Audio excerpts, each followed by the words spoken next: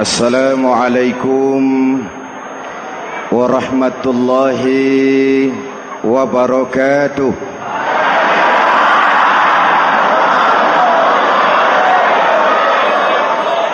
Alhamdulillahi rabbil alamin.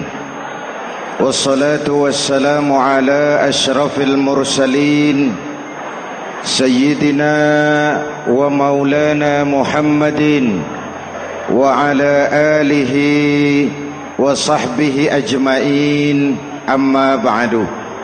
Para ulama yang saya muliakan, hadirin hadirat ma'asyiral muslimin yang saya cintai, banyak kita alami perubahan-perubahan yang terjadi,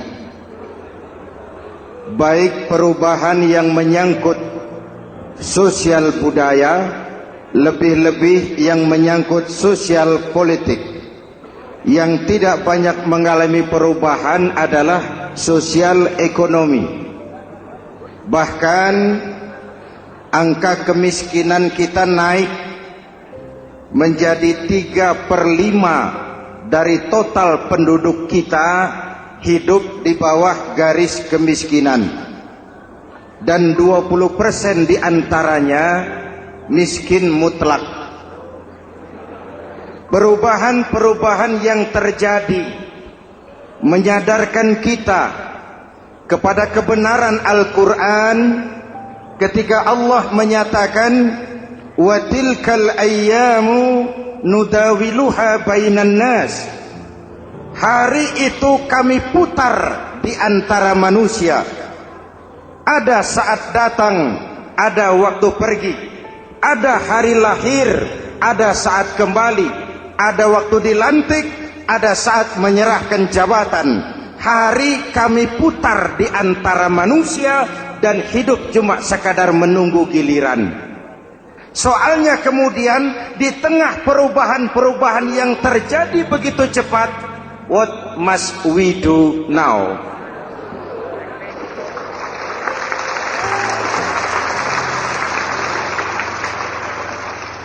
Saya juga nggak ngerti itu. Yang penting kan penampilan. Saudara-saudara kaum muslimin di seluruh tanah air, jadi pemimpin adalah pelayan bagi orang yang dipimpinnya. Okelah, perbaikan ekonomi, pembukaan lapangan kerja baru kita serahkan kepada pemerintah, karena kita percaya mereka orang-orang terpilih belaka yang dipilih dengan kepercayaan akan mampu membawa rakyat keluar dari kesulitan. Amin. Tugas kita sekarang di zaman susah meluruskan akidah. Jangan sampai mbah dukun yang naik ke permukaan. Betul? Islam misinya yang pertama membebaskan manusia dari kemusyrikan. 13 tahun Rasul berjuang di Makkah, menanamkan akidah, meluruskan keyakinan, membentuk iman. 13 tahun membebaskan manusia dari belenggu kemusyrikan. 13 tahun menanamkan la ilaha illallah Muhammadur Rasul dengan seluruh konsekuensinya. Kalau saya yakin tidak ada Tuhan selain Allah, saya tidak akan meminta tolong kecuali hanya kepada Allah. Saya tidak akan pernah takut kecuali hanya kepada Allah. Saya tidak akan menggantungkan hidup kecuali hanya kepada Allah. Saya tidak akan minta rizki kecuali hanya kepada Allah. Saya tidak akan melarikan persoalan kecuali hanya kepada Allah. Kalau konsekuen dengan keyakinan ini, mbah dukun nggak dapat tempat.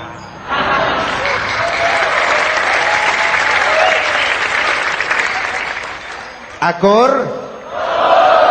Ayo lihat secara sederhana. Saya sandaran di tiang, tiangnya ambruk, sayanya jatuh.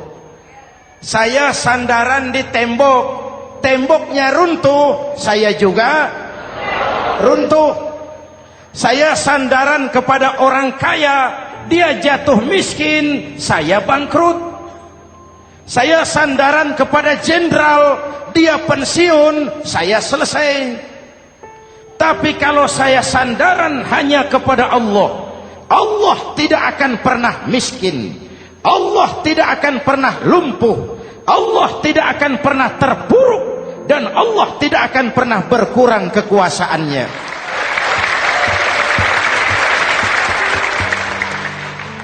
Maka umat Islam, sesulit apapun zaman yang kita hadapi, Allah juga tempat kita bersandar.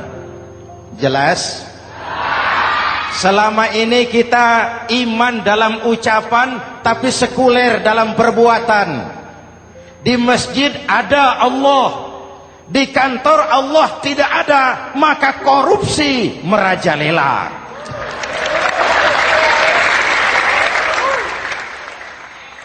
Di masjid ada Allah, di pasar Allah tidak ada, maka timbangan tetap curang. Kita iman dalam ucapan, tapi sekuler dalam perbuatan. Oleh karena itu, sesulit apapun zaman yang kita hadapi, iman jugalah pegangan kita. Allah juga tempat kita bersandar. Boleh zaman berubah, akidah jangan sampai goyah. Karena iman kita hidup, untuk iman kita berjuang, dan dalam iman kita ingin kembali menghadap Allah Subhanahu.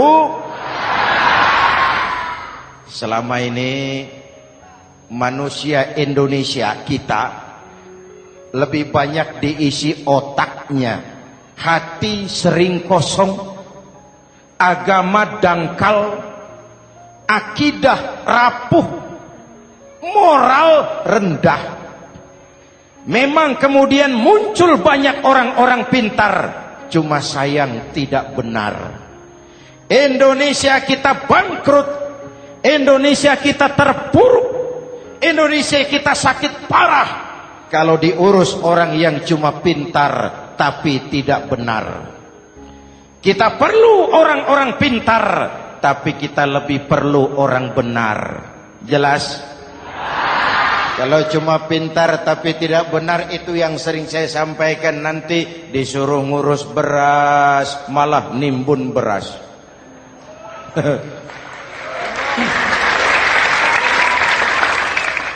Disuruh ngurus laut malah jadi bajak laut.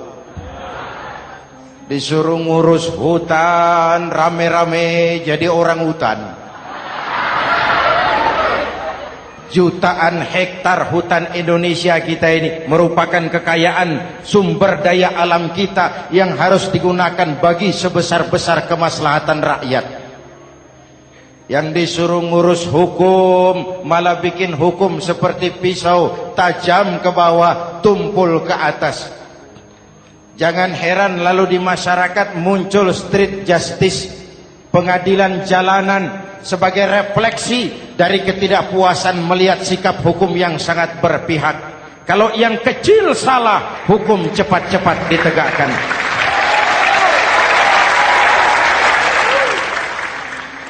Lihat saja sekarang ini kalau orang terkenal, banyak uang, punya masalah, antri yang bela. Betul? Tapi saudara lihat si Marsinah di Jawa Timur, si Sengkon dan Karta di Jawa Barat, si Udin Bernas wartawan Jogja, terseok-seok mencari keadilan, sampai hari ini urusannya masih remeng-remeng. Kenapa bisa begitu? Jawabannya sederhana, tidak ada fulus. Ada fulus mulus, tidak ada fulus manfus. Betul? Jangan sampai para penegak hukum kita terjebak pada lagu baru, maju tak gentar membela yang bayar.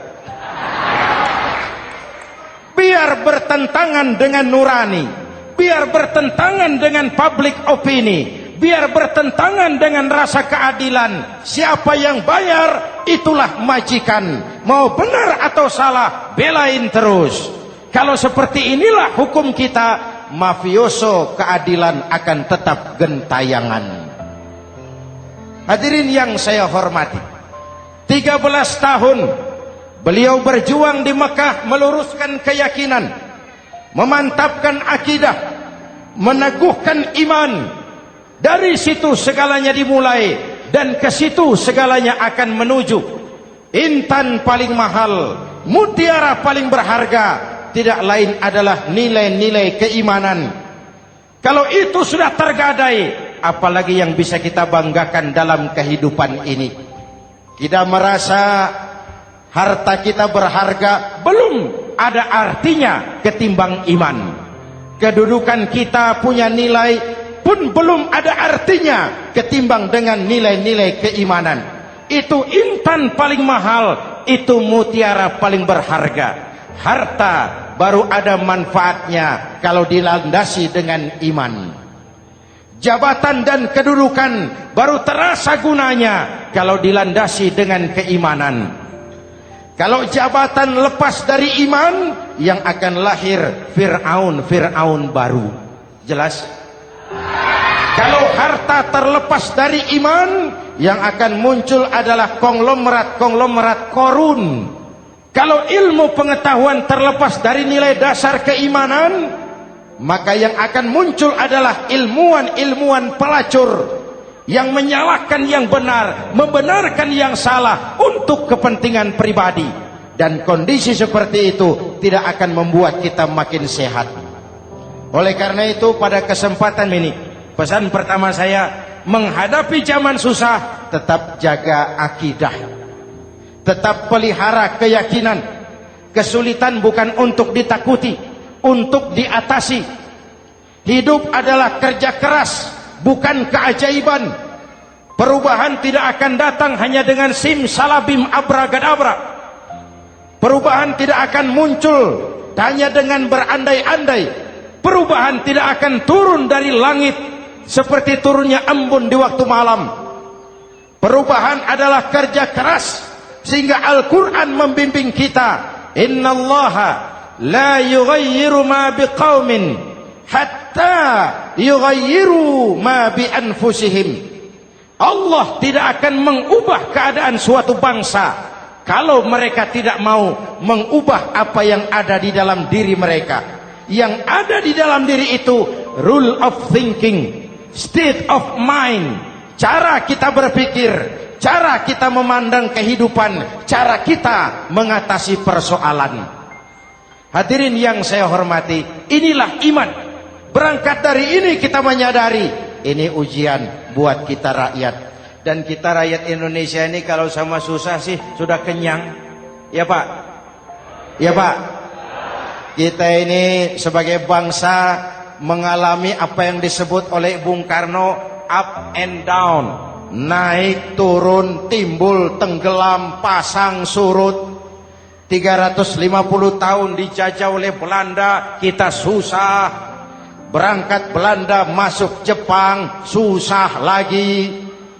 Pergi Jepang, datang nikah, susah lagi. Lalu kita merdeka, dirongrong oleh berbagai pemberontakan, susah lagi. Makan bulgur, antri minyak. Lalu PKI berontak, susah lagi. Muncul orde baru, lama-lama susah lagi. Orde baru selesai, naik reformasi, mulai repot nasi, susah lagi.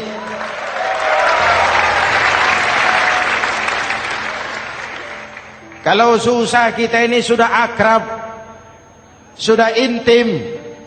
Mestinya kalau sudah susah seperti itu, jangan salah sikap menyikapi kesusahan. Jangan sampai kita potong kompas, ambil jalan pintas, terjebak menghalalkan segala cara. Itu tidak akan menguntungkan, itu tidak akan menyelesaikan. Kalaupun selesai, nampaknya penyelesaian sesaat. Dan penyelesaian sesaat bukan penyelesaian yang sebenarnya. Karena itu tetaplah dalam koridor keimanan. Boleh zaman berubah, akidah jangan sampai goyah. Silahkan masa berganti, tapi keyakinan jangan mati. Sekali la ilaha illallah sampai tetes darah paling penghabisan, tetap la ilaha illallah. Sanggup? 3 orang. Sanggup? 21. Sanggup? Kalau sanggup kita harus konsekuen. Saudara-saudara di seluruh tanah air, misi yang kedua dari Islam setelah membebaskan manusia dari kemusyrikan, membebaskan manusia dari ras diskriminasi, mengikat manusia dengan tali akidah. Sebelum Islam datang, manusia dibedakan oleh warna kulit, manusia dibedakan oleh faktor keturunan, manusia dibedakan oleh faktor harta dan benda. Adalah Rasul yang mengajarkan, innallaha la yanzuru ila suwarikum wala ila amwalikum walakin yanzuru ila qulubikum wa a'malikum. Allah tidak melihat potonganmu, Allah tidak melihat hartamu. Yang Allah lihat itu adalah hatimu dan amal perbuatanmu. Jauh sebelum Amerika teriak-teriak membanggakan apa yang mereka sebut sebagai Declaration of Independence, Nabi sudah mengajarkan kepada kita semua, An-nas kulluhum li Adam wa Adam min turab la fadla li Arabiyyin ala ujamiyyin illa bittaqwa. Seluruh manusia berasal dari Adam. Adam diciptakan dari tanah. Tidak ada kelebihan Arab dengan yang bukan Arab kecuali takwanya. Jauh sebelum Amerika mencanangkan bahwa semua manusia dilahirkan sama, that all men are created equal. Jauh sebelum itu Islam sudah membebaskan manusia dari ras diskriminasi. Apa dalam konteks kekinian menghadapi zaman susah tetap jaga kerukunan? Ya Pak, ya Bu, oi Bu,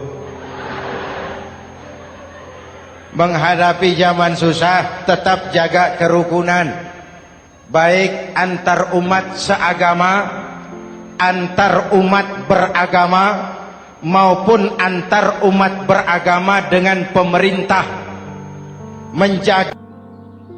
Menjaga kerukunan, jangan saling sikat sikut di antara kita. Sebab kalau sudah rukun, saya ajak berhitung, 1 ditambah 1 sama dengan, itu matematika namanya, hasilnya pasti. Tapi angka sosial hasilnya aneh. Saya ubah jadi angka sosial. Ayo kita berhitung lagi. 1 orang takut ditambah 1 orang takut sama dengan 2 orang setengah berani. Kenapa setengah berani? Karena sudah berdua. Tadi kan takut sendiri. Kalau sama-sama takut berkumpul jadi setengah berani. Kalau ditambah 1 orang takut lagi, 1 orang takut ditambah 1 orang takut ditambah 1 orang takut sama dengan 3 orang berani. Kenapa jadi berani? Karena sudah bertiga. Kita yang lemah, kita yang marginal, kita yang dikucilkan, bahkan kita yang dilecehkan, kalau mau rukun kita akan kuat dan tidak bakal dipermainkan orang.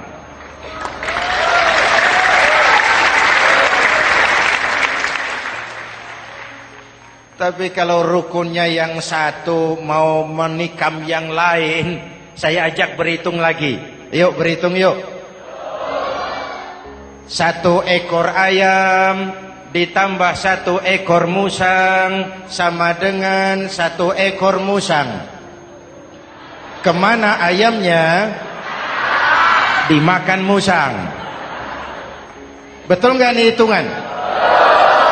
Ayo kita hitung lagi. 1 ekor ayam ditambah 1 ekor musang sama dengan 1 ekor musang. Kemana ayamnya? Dimakan musang. Jadi kalau kita suka kumpul dengan orang yang mau makan kita, selesailah kita.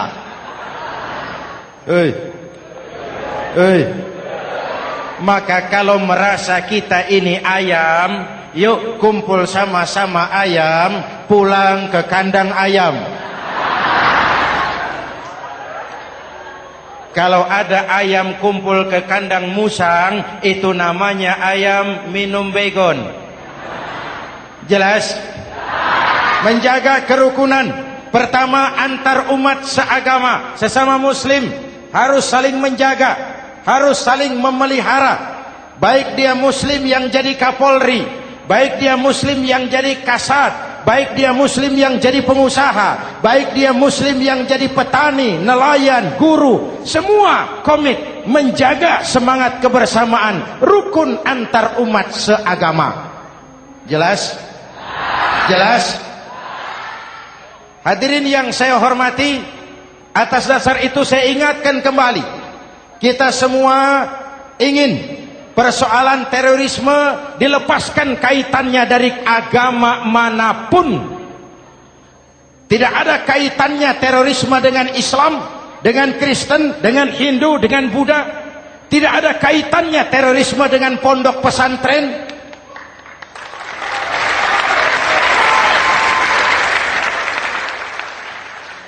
Jangan sampai pesantren jadi kambing hitam. Karena sejak zaman penjajahan, pesantren sudah terbukti memberikan kontribusi bagi perjuangan memerdekakan rakyat Indonesia.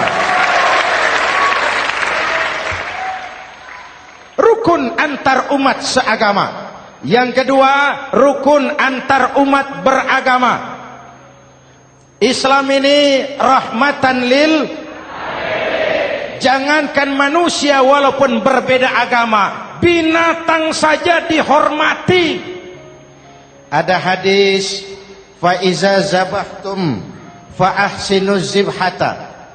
Kalau kamu menyembelih hewan, sembelihlah dengan cara yang terbaik. Jangan menyembelih ayam dengan pisau tumpul. Itu namanya tidak berperi kebinatangan.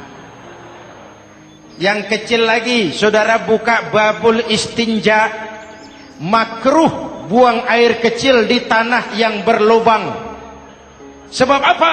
Pertama, menjaga kesehatan. Siapa tahu di lubang yang saudara buang air kecil itu ada gas beracun. Kalau tidak, melindungi binatang yang ada di dalam lubang. Siapa tahu di lubang yang saudara buang air kecil itu ada semut sedang rapat membahas terorisme. Apa dosanya lalu mati dikencingi? Ini namanya rahmatan lis semut.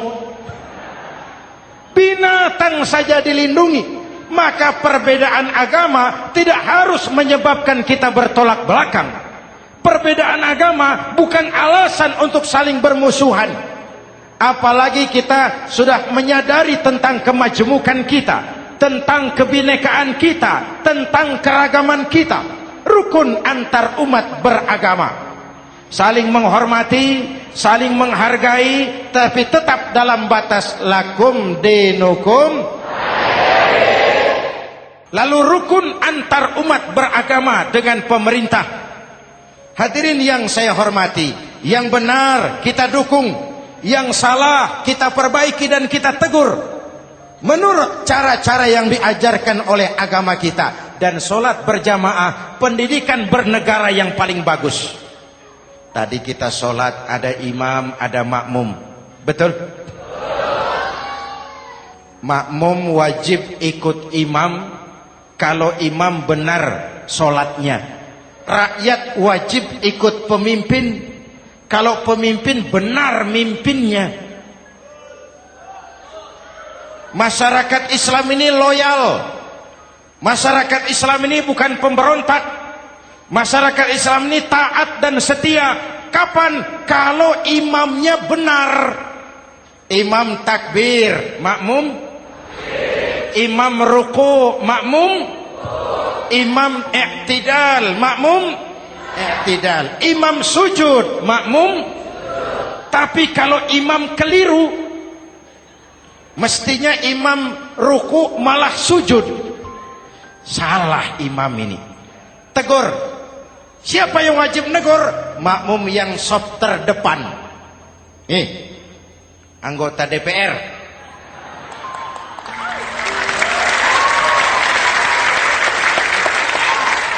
Ini wakil-wakil makmum ini, saf di depan ini. Kalau imam keliru, mereka paling tahu. Ngomong. Tegur. Bagaimana negurnya? Ada aturan main.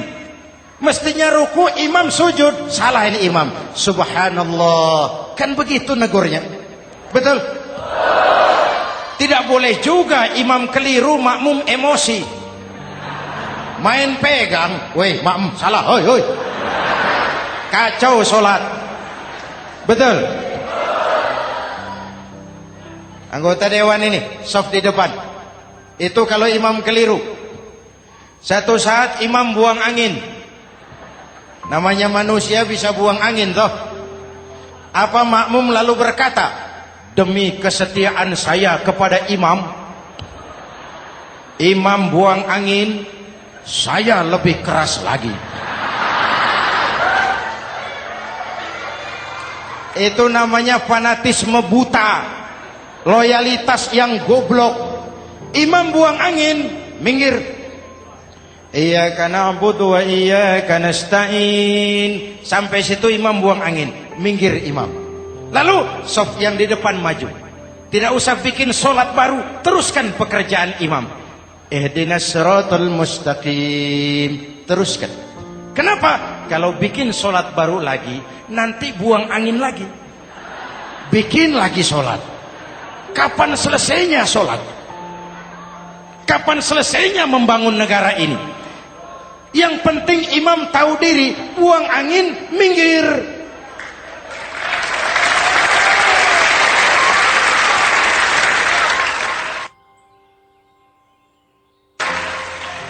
Ini kacaunya solat berjamaah kita sekarang.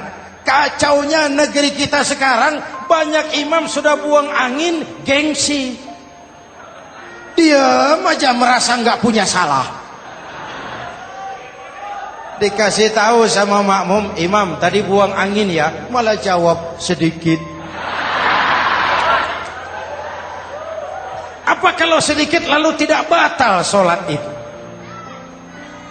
Mekanisme kehidupan sosial yang diatur lewat tuntunan solat berjamaah. Sehingga Nabi berpesan, kun imaman muta'an au ma'muman muti'an fala takun thalisan jazu'a. Kalau jadi pemimpin, jadilah pemimpin yang ditaati. Kalau jadi makmum, jadilah makmum yang mentaati. Jangan jadi golongan ketiga pemecah belah. Di depan tidak jalan, di belakang takut, ditaruh yang di tengah, di depan didorong, yang belakang ditendang. Ini namanya biang kerok. Saudara-saudara, dari uraian singkat ini saya ambil beberapa catatan pokok. Pertama, kalau ada intan paling mahal, kalau ada mutiara paling berharga dalam hidup kita, itu tidak lain adalah karena keyakinan. Hidup jadi indah, hidup jadi berharga, hidup jadi berarti kalau didasari atas sebuah keyakinan. Dan keyakinan itu tidak lain adalah nilai iman kita, akidah kita kepada Allah Subhanahu wa ta'ala. Yang kedua, tetap menjaga kerukunan. Sesulit apapun zaman yang kita hadapi, kita tetap harus menjaga semangat kebersamaan. Kita harus tetap menjadi lem perekat yang menjaga keutuhan, baik sebagai bangsa maupun sebagai umat. Perbedaan adalah wajar, harus dihormati sebagai ciri kehidupan berdemokrasi. Tapi jangan perbedaan menjadi sebab kita bermusuhan, dan jangan perbedaan menyebabkan kita saling berpecah belah. Hormati perbedaan, jangan perbedaan dipandang sebagai permusuhan. Dengan akidah yang kuat dan kebersamaan yang kokoh, ayo kita hadapi kesulitan, kita atasi kesulitan, dan dengan kerja keras untuk menyongsong hari esok yang lebih pasti. Mari kita Fatihah, semoga Allah memelihara kita bangsa Indonesia. Ala hadhihi niyah wa ila hadratin Nabi. Al-Fatihah.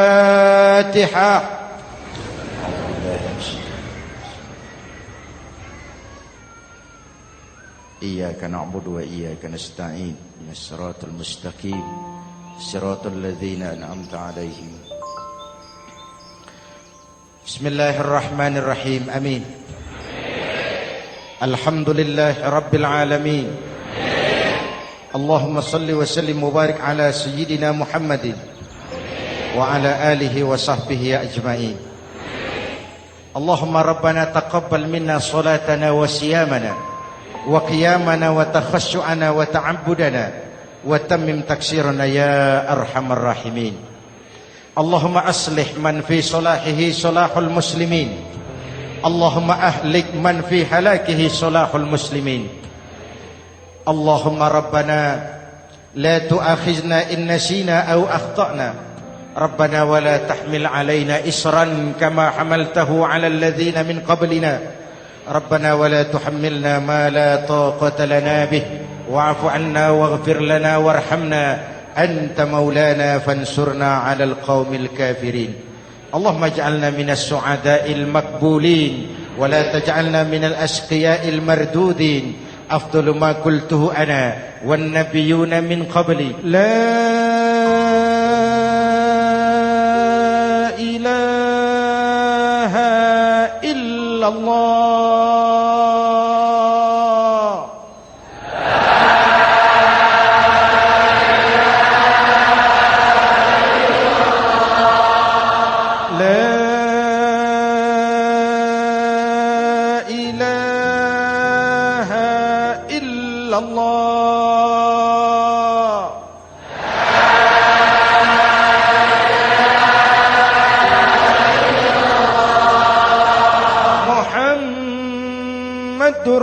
Rasulullah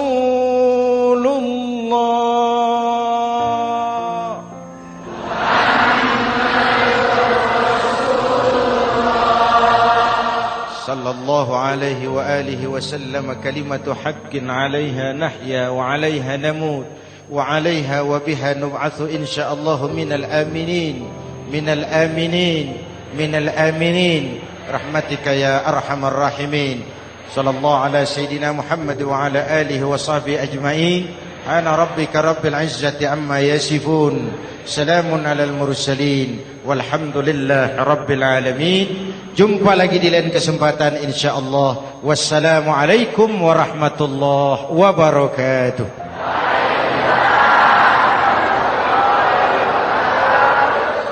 Mm-hmm.